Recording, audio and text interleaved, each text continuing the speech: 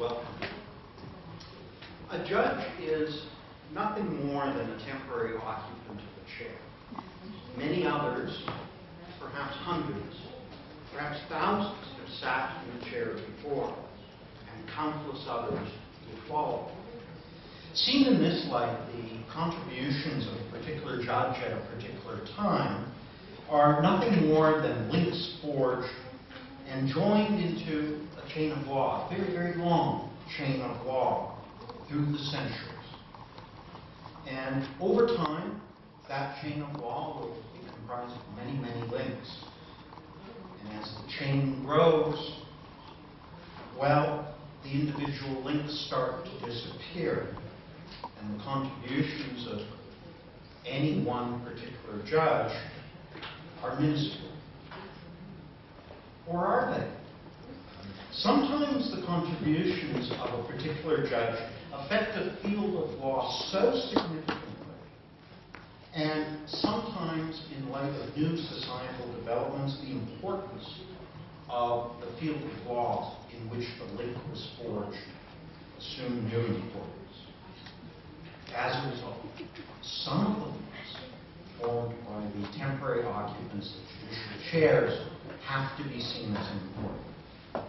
Justice Gontier contributed some very significant links in this chain of law, particularly in the area of administrative law, a field, despite what the Supreme Court says in Dunsmuir, in its attempt to make things simpler, a field notorious for its ever-increasing scope and complexity. In this area, I'd like to examine two great links in this chain of law that Justice Gontier forged, both links being in the area of interpretation of statutory provisions that set out tribunal powers.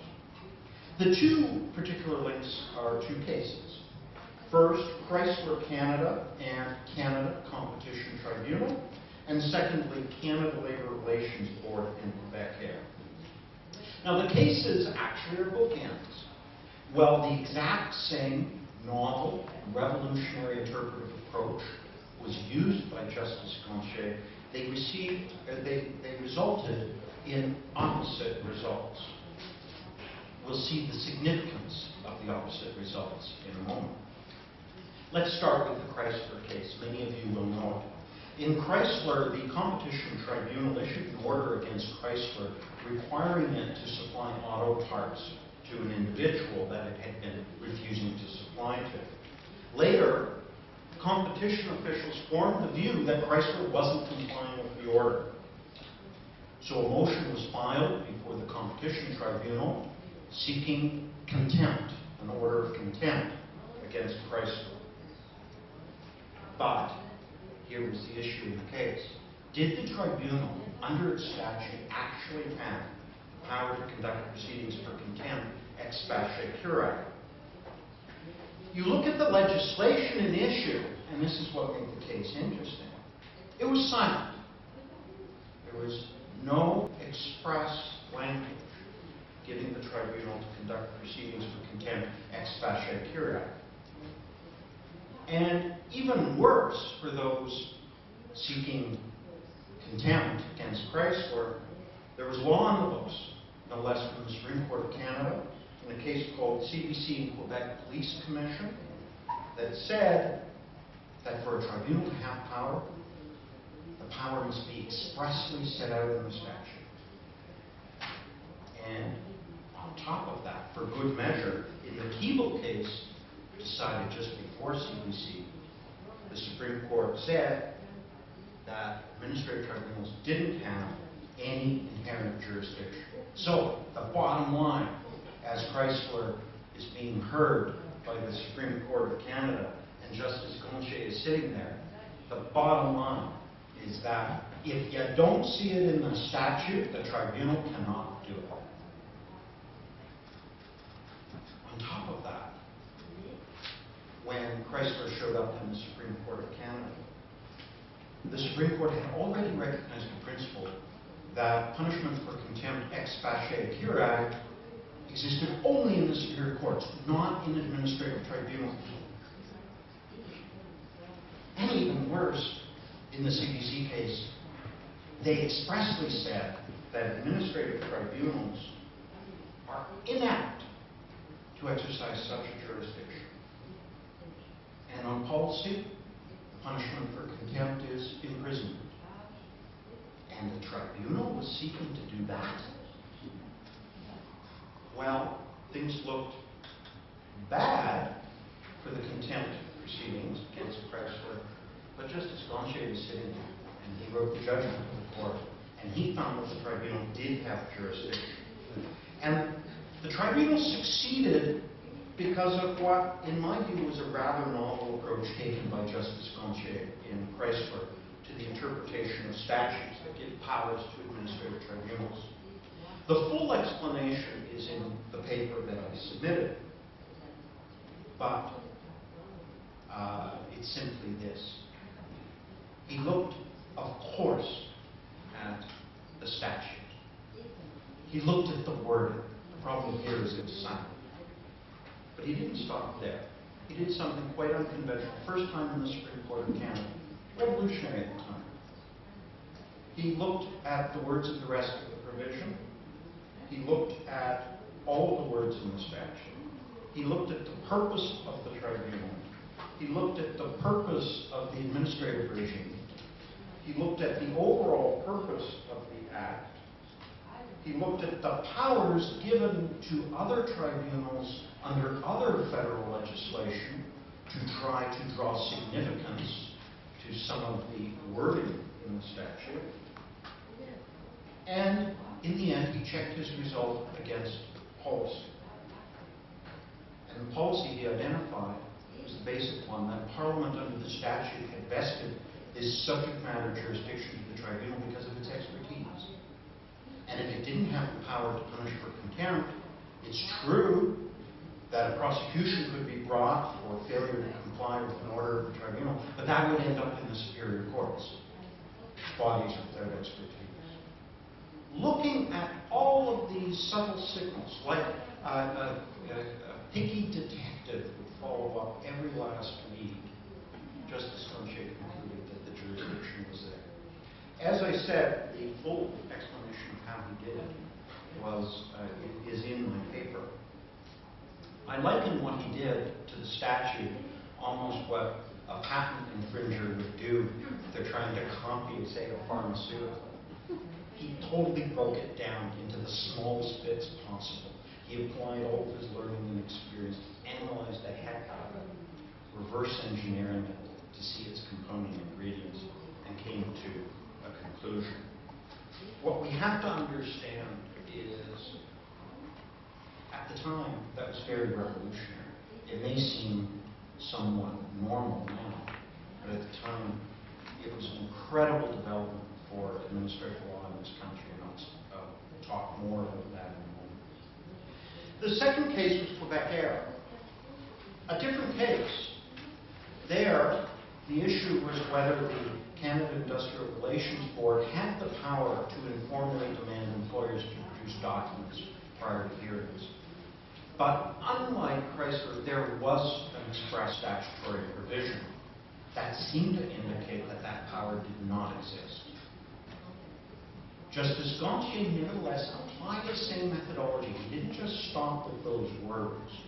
He looked at the other words in the provision, the purpose of the regime, the purpose and function of the tribunal, the overall purpose of the Act, and again, the approach taken by Parliament regarding other tribunals in other statutes, all with a view to try to understand the significance of the precise words that Parliament used.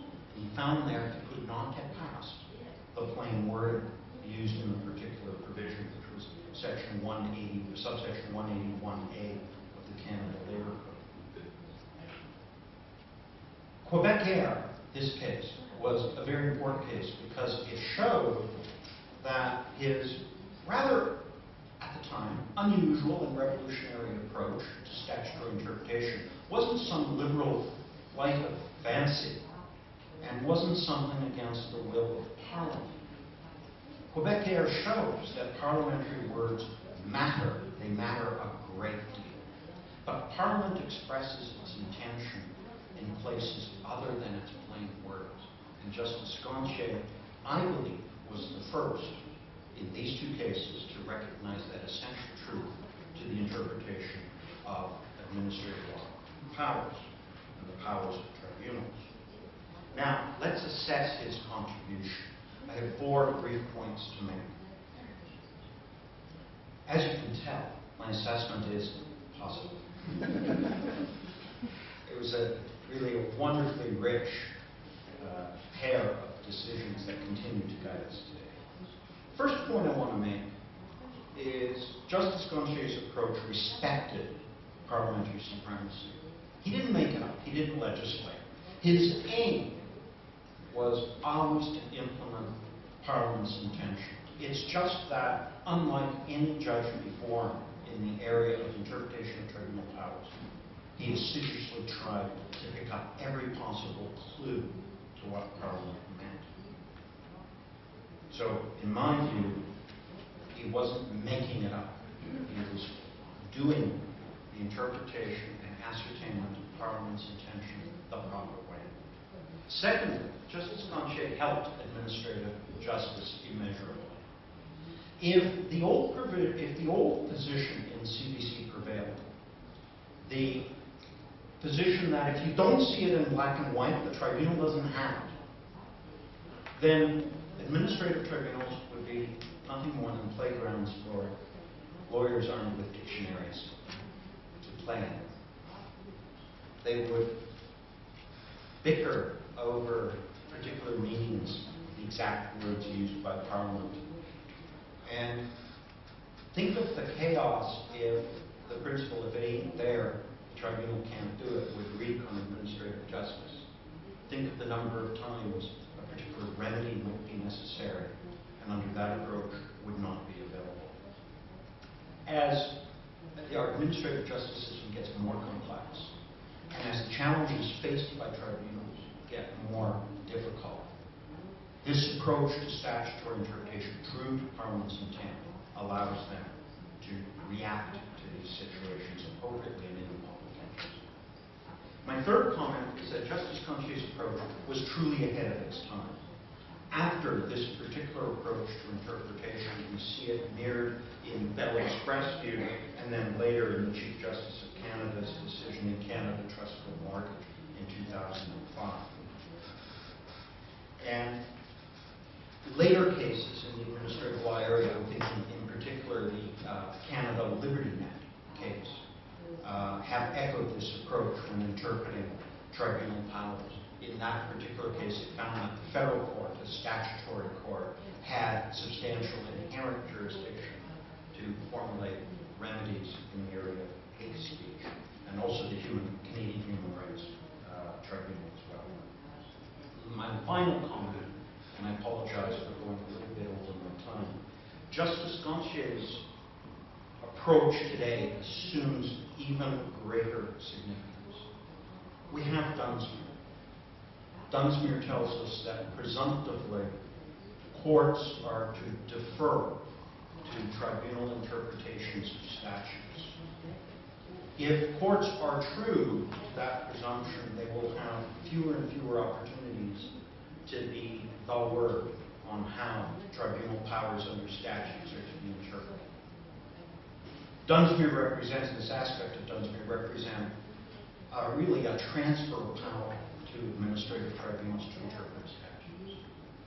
And they will get less guidance from courts on how to do it. And to the extent that tribunals exercising that primary role need guidance on how to interpret their own powers, where are they to look? Well, in my view, they must look to the seminal, sensible, and savvy contributions of Justice Gontier to this area of law, contributions that stand out nearly 2 decades later as golden links marvelously forged that form part of our ever-growing complex chain. Thank you very much.